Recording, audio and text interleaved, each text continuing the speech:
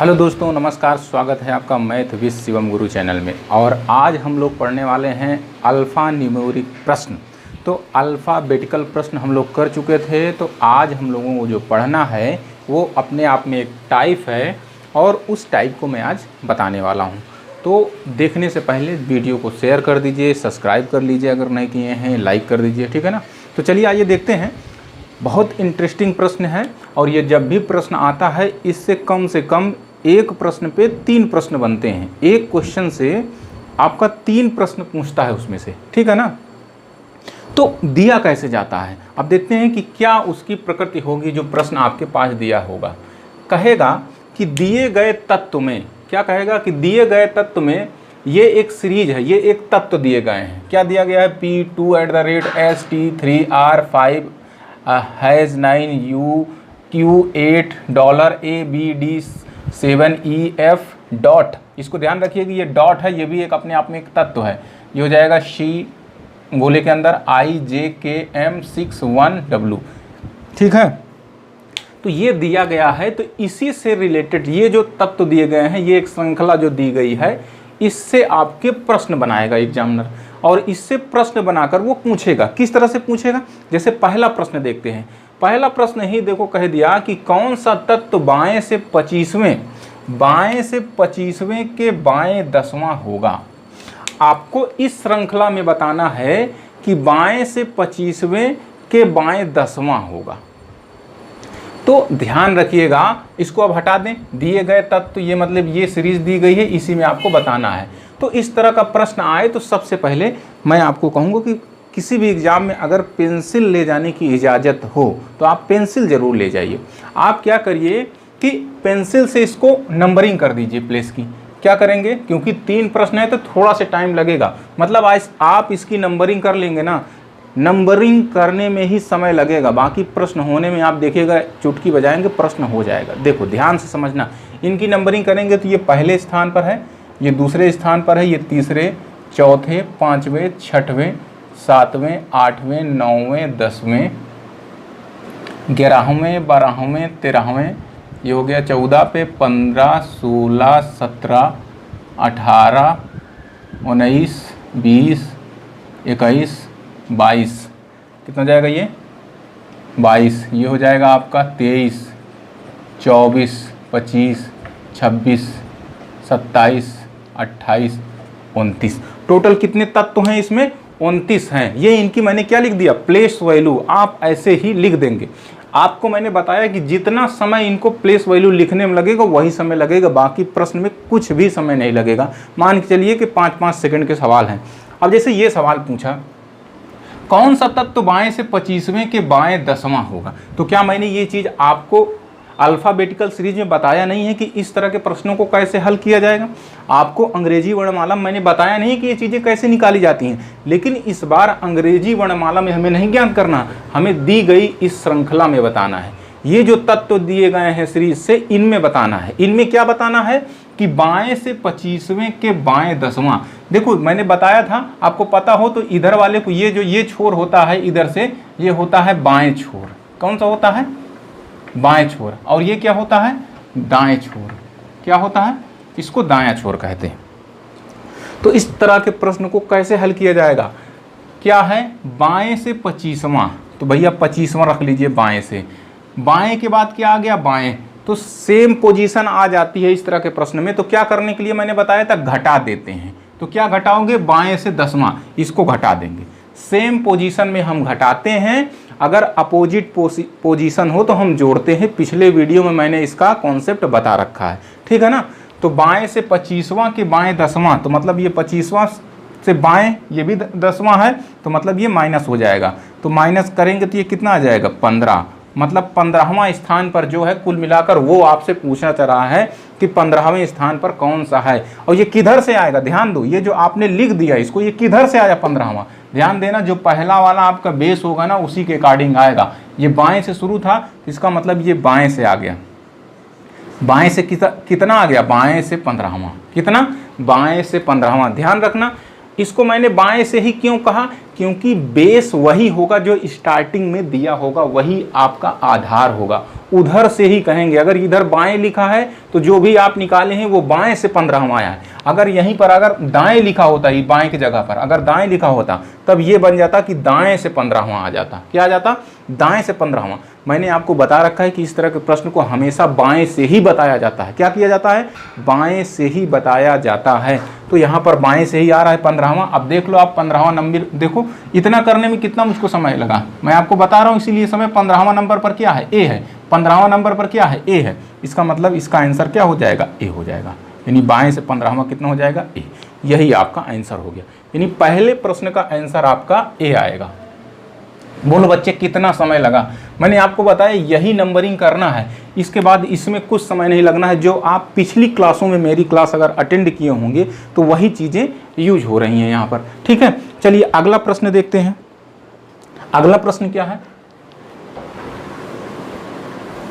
अगला प्रश्न ध्यान से देखना। कौन सा तत्व बाएं से चौथा और दाएं से चौथा के ठीक बीच में है?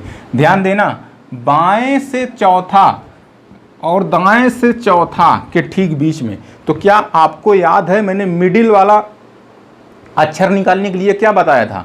मैंने बताया ये था, अगर आपको याद हो, कि दोनों की सेम पोजीशन रखनी है, दोनों की सेम पोजीशन को जोड़कर 2 से भाग कर देना है। दोनों की सेम पोजीशन को जोड़कर 2 से भाग कर देना है, वही मिडिल अक्षर मिलेगा। इस तरह से करने से आपको याद है कि मिडिल वाला निकालने के लिए मैंने कैसे बताया था? अब देखो बाएं से चौथा, तो ये ले चौथा, फिर क्या आ गया? दाएं से, यानी कि आपके पास देखो लेफ्ट से तो चौथा दिया हुआ है और राइट से भी और क्या दिया है? राइट से भी चौथा ही दिया हुआ है। तो मैंने क्या बताया? इनकी पोजीशन सेम करना है। अगर ये लेफ्ट है तो इसको भी लेफ्ट कर दो, अगर ये लेफ्ट है तो इसको भी लेफ्ट कर दो। तो ये बताओ, ये ये लेफ्ट है तो राइट को लेफ्ट बनाने के लिए कैसे करते हैं बताओ? तो राइट से ये चौथा है तो इसको लेफ्ट से बनाने के लिए क्या करेंगे?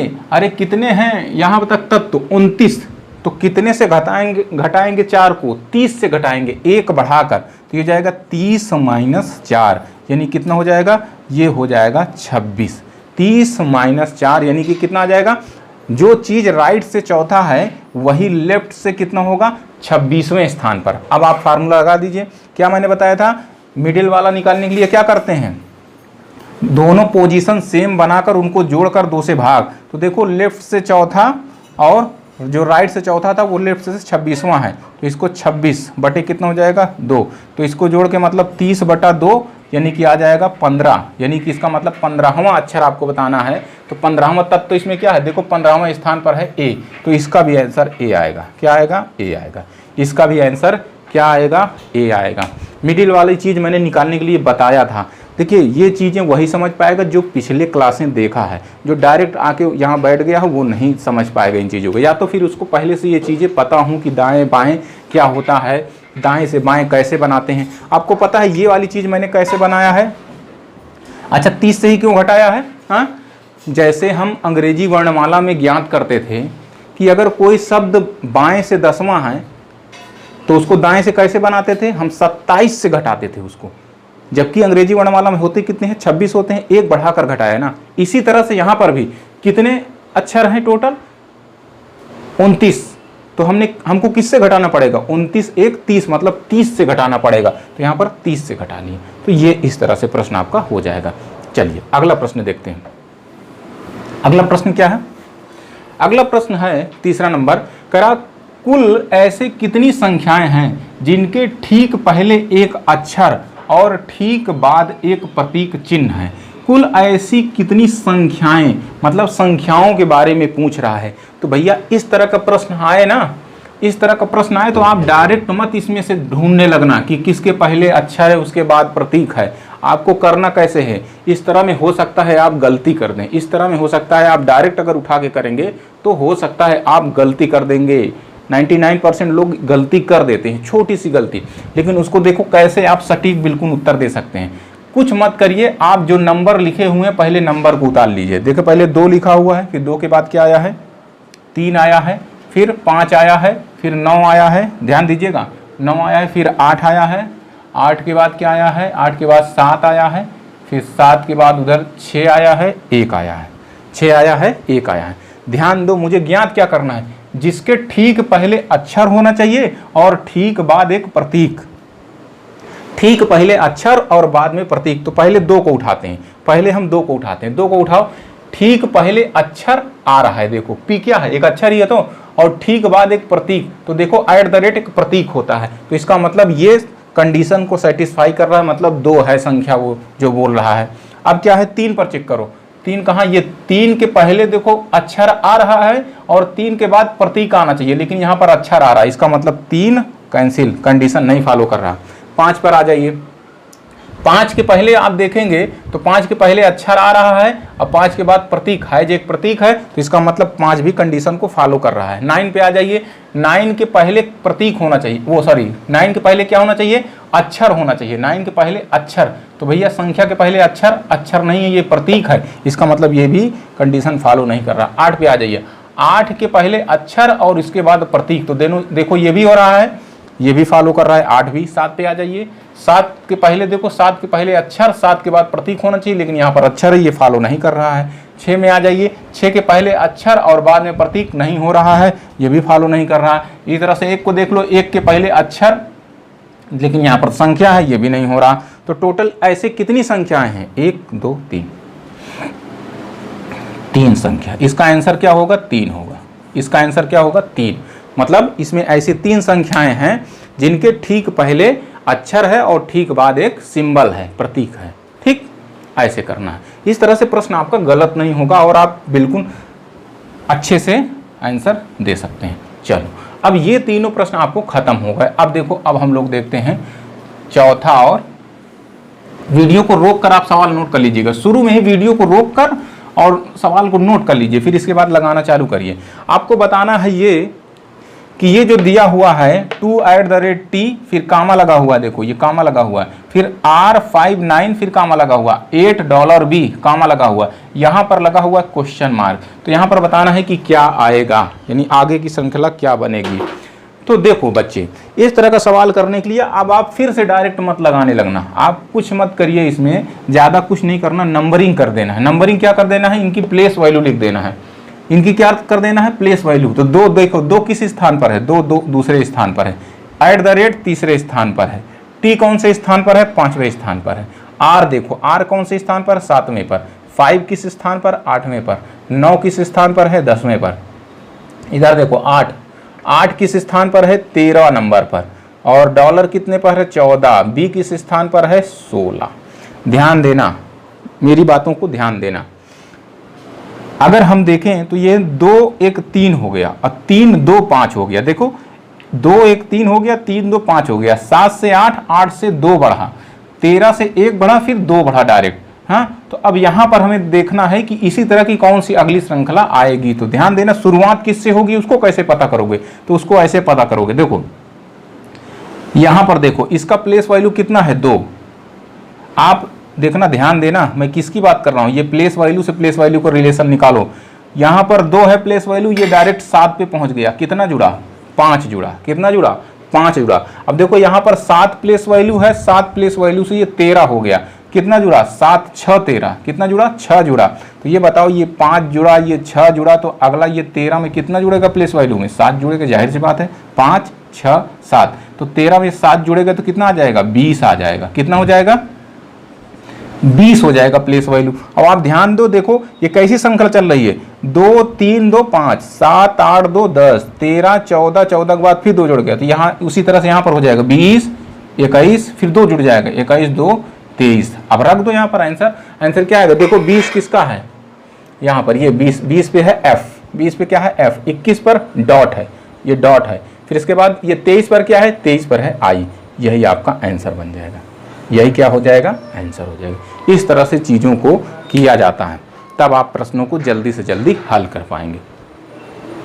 ठीक है, चलिए अगला देखते हैं। अगला ध्यान दो, अगला दिया हुआ है कि इसमें विषम बताना है। ये A ऑप्शन है, ये B ऑप्शन है, ये C ऑप्शन है, ये D ऑप्शन है। बिल्कुल पर्टिकुलर आया हुआ सवाल है, मैंने कोई ये सवाल अपने से नहीं बना लिया है, ये सवाल मैंने किताब से उठाया है, ये डायरेक्ट सवाल आया हुआ है। ठीक है ना, UPSI का ये प्रश्न है। ठीक है ना, उसी से है, उसी से मैंने और प्रश्न बना दिए हैं। उसमें कम प्रश्न दिए थे, उन्हीं में और मैंने प्रश्न ऐड कर दिए हैं। देखो कैसे होते हैं प्रश्न। अब इनको कैसे हल करेंगे, इसमें बताना है कौन सा विषम है, मतलब कोई तीन एक टाइप के हैं, कोई तीन एक कंडीशन को फॉलो कर रहे हैं, लेकिन उसमें एक ऐसा है, एक तीन चारों में कोई एक ऐसा है जो तीनों से भिन्न है। तो क्या करना है, मैं वही बार बार कहूंगा कि आप प्लेस वैल्यू लिख लो, सब कुछ आपको पारदर्शिता से दिखने लगेगा कि आंसर क्या होगा। यहां पर देखो एस कहां गया भाई, एस है 4, देखो 4, टी का है 5, @ का है 3, फिर देखो इसके बाद देखो 9 का क्या है 10, फिर ये है यू का 11, क्यू का कितना है 12, ठीक है ना। यहां पर देखो बी का कितना है 16, ये है 17, और ये ए का कितना है 15, ठीक है। यहां पर देखो आई का कितना है 23, जे का कितना है 24, और ये कोष्टक के अंदर जो गोले के अंदर सी है, इसको कुछ दूसरा पढ़ते हैं, मुझे याद नहीं आ रहा इसको क्या पढ़ते हैं, ये इसका प्लेस वैल्यू है 22। खैर उससे अभी यहाँ पर कोई लेना देना नहीं है, लेकिन यहाँ देख लीजिए। अब देखो इसमें बताना है कौन सा भिन्न है ना, देखो 4 से 5 हो गया, 10 से 11 हो गया, पहले देखो या ऐसे रिलेट कर लो, 4 से 3 हो गया, पहले वाले को तीसरे वाले से रिलेशन बनाओ तो 4 से 3 हो गया, कितना घट गया 1 घट गया, कितना घट गया 1 घट गया। 10 से 12 हो गया, कितना बढ़ गया, ये 2 बढ़ गया, क्या हो गया 2 बढ़ गया। देखो 10 से 12 हो गया, पहले का तीसरे से। इस तरह से सी ऑप्शन में जाओ, देखो यहाँ 16 से 15 हो गया, 1 घट गया, यहाँ 23 से 22 हो गया, 1 घट गया। तो अब तो आपको दिखने लगा कौन सा विषम है, मतलब इसमें कौन सा भिन्न है। देखो ये एक ही कंडीशन को ये तीनों फॉलो कर रहे हैं, जबकि ये वाला जो है दूसरा कंडीशन इसमें 2 जुड़ रहा है, जबकि 1 घटना चाहिए था। इसका मतलब यही अलग है सबसे, क्या हो जाएगा, यही अलग है।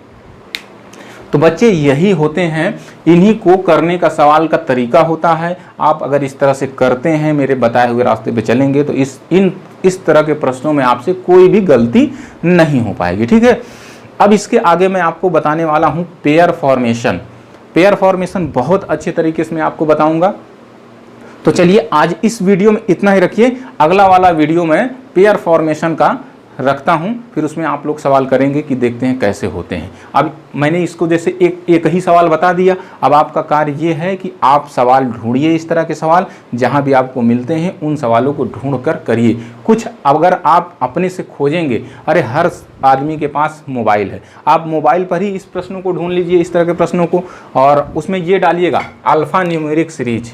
क्या डालेंगे, अल्फा